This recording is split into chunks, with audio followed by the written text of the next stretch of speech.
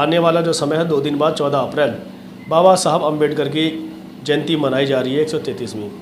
अब देखने वाली बात यह है कि बाबा साहब का नाम हर कोई लेता है, उन्हीं के अनुसार संविधान भी चलता है और संविधान के अनुसार पूरी संसद और पूरा देश चलता है। इस समय जिस तरीके से संविधान को तार तार करके नई मनुस्मृति लागू करने की जो बातें चल रही हैं वो कहाँ तक कारगर है, और बाबा साहब के बारे में क्या जानते हैं करण मौर्य जी। सर स्वागत है आपका चैनल पर। आपका 14 अप्रैल को बाबा साहब की जयंती है और पूरे विश्व में ऐसा महामानव आज तक पैदा नहीं हुआ है जिसको पूरे विश्व में पूजा जाता हो, उनकी जयंती मनाई जाती हो। परंतु हमारे देश में जो देखा गया है उनको एक जातिवादी आधार पर ही तय कर दिया गया है, दलितों के नेता बता दिया गया है। कैसे देखते हैं आप? देखिए, सबसे पहले तो मैं आपके चैनल को, आपकी पूरी टीम को नमस्कार करता हूं, और आपके चैनल के माध्यम से मैं जनता को ये मैसेज देना चाहता हूं कि जैसे कि आपने बताया कि अभी 14 अप्रैल को डॉक्टर भीमराव अम्बेडकर की जयंती है, और तो मेरा कहने का मतलब ये है कि डॉक्टर भीमराव अम्बेडकर की वजह से आज जो हैं हम, शायद उन्हीं की वजह से हैं। अगर हम डॉक्टर भीमराव अम्बेडकर की महानता का वर्णन करें तो शायद मेरे पास कोई वर्ड नहीं है कि वो कितने महान थे। आज अगर मैं सांस ले रहा हूँ, मैं कुछ बोल रहा हूँ, मैं नौकरी कर रहा हूँ, मैं पढ़ रहा हूँ, मेरे बच्चे पढ़ रहे हैं, तो शायद बाबा भीमराव अम्बेडकर की देन है। ये कैसे कह सकते हैं आप? इसलिए कह सकते हैं कि आज के पहले जब तक संविधान नहीं लिखा गया था और जब तक संविधान लागू नहीं था, तो आप पीछे में जाकर के देखोगे तो क्या कहते हैं, ये दलित और ये पिछड़े या आदिवासी ये स्कूल तक नहीं जा पाते थे। इनको स्कूल जाने से मनाही थी। ये कभी अपनी मर्जी से कुछ कह नहीं सकते थे, पढ़ नहीं सकते थे, ना ये राजनीति कर सकते थे, ना ये नौकरी कर सकते थे। तो आज ये जो देन है ये हमारे माननीय भीमराव अम्बेडकर जी, जो कि हम उनको भारत रत्न, क्या हम तो ये कहते हैं कि जैसे विश्व रत्न का अगर उपाधि दी जाए तो ये सबसे बेटर है। अध्यात्म बताते हैं, सनातन धर्मी बताते हैं। तो मैं तो इनको ये कहता हूँ कि क्या सनातन धर्म ऐसा था उस समय जब सनातन धर्म इतना चल रहा था, तो ये जो आदिवासी, पिछड़े, दलित, इनको शिक्षा क्यों नहीं दी जा रही थी? अगर आज की डेट में अगर सब सनातन धर्मी ही हो जाते तो आज ये दुख काहे को है? लोग हॉस्पिटल क्यों जा रहे हैं? पहले के ज़माने में इतना हॉस्पिटल नहीं होते थे। जनता ये चाहती है कि जब तक हम भोजन नहीं करेंगे तब तक हमें जो है मेरी भूख नहीं जाएगी, ठीक है। जब तक हम हॉस्पिटल नहीं जाएंगे तब तक हमारा इलाज नहीं होगा।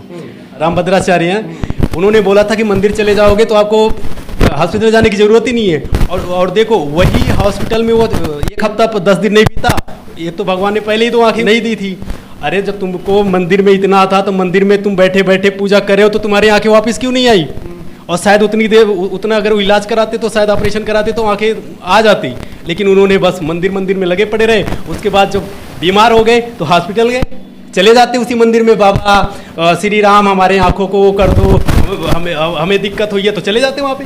तो सनातन धर्म से आपको कोई आपत्ति है क्या? मुझे आपत्ति नहीं है, सबका धर्म अपना अपना है। सब ये हमारा जो भारत देश है ना, ये गुलदस्ता की तरह है। कहा जाता है सोने की चिड़िया थी हमारी।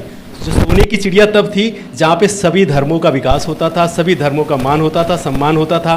गांधी जी से हम कुछ सीखते हैं, भीमराव अम्बेडकर से हम कुछ सीखते हैं, सरदार भगत सिंह से कुछ सीखते हैं, चंद्रशेखर से कुछ सीखते हैं। तो सभी लोगों का धर्म को मिला करके जैसे गुलदस्ता बनता है ना, सभी सारे फूलों को मिला करके गुलदस्ता बनता है, वैसे हमारे देश का जो बाबा भीमराव अम्बेडकर ने संविधान लिखा है, सारे मजहबों को समेट के, सारे लोगों को समेट के एक ऐसा संविधान लिखा, चाहे वो जनरल कास्ट का हो, चाहे आदिवासी हो, सबके अधिकारों को लिया। आज हम पढ़ रहे हैं तो उन्हीं की वजह से है, आज हमारे जीवन में कुछ अच्छा हो रहा है तो उन्हीं की वजह से है। अगर वो नहीं होते तो शायद आज अच्छा नहीं होता। इसलिए मैं सारे देशवासियों को यही कहूँगा कि जिस तरह हम ये दिवाली और दशहरा मनाते हैं, इसी तरह बाबा भीमराव अम्बेडकर की जयंती को 14 अप्रैल को इतना धूमधाम से मनाया जाए कि लगे कि हाँ, भीमराव अम्बेडकर ने हमें जो दिया आज हम उसका वो क्या कहते हैं उनका अदा करते। जैसे कहा जाता है ना, दूध का कर्ज अदा किया, तो मैं यही कहूँगा कि बाबा भीमराव अम्बेडकर ने जो आपको दिया है, आप उनके जो सपने सोच के उन्होंने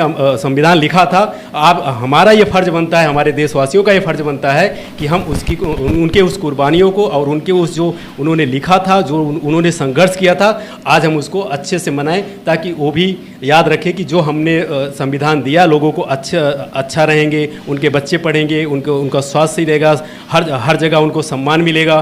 तो आज उनको बहुत खुशी होगी कि जो हमने संविधान लिखा उनको अच्छा हुआ, और उससे जो बाबा भीमराव अम्बेडकर को मानेगा, जनता उन्हीं के साथ रहेगी। जो बाबा भीमराव अम्बेडकर को नहीं मानेगा, जो उनकी संविधान को नहीं मानेगा, जनता उनके साथ नहीं रहेगी, उनको उखाड़ के फेंक देगी।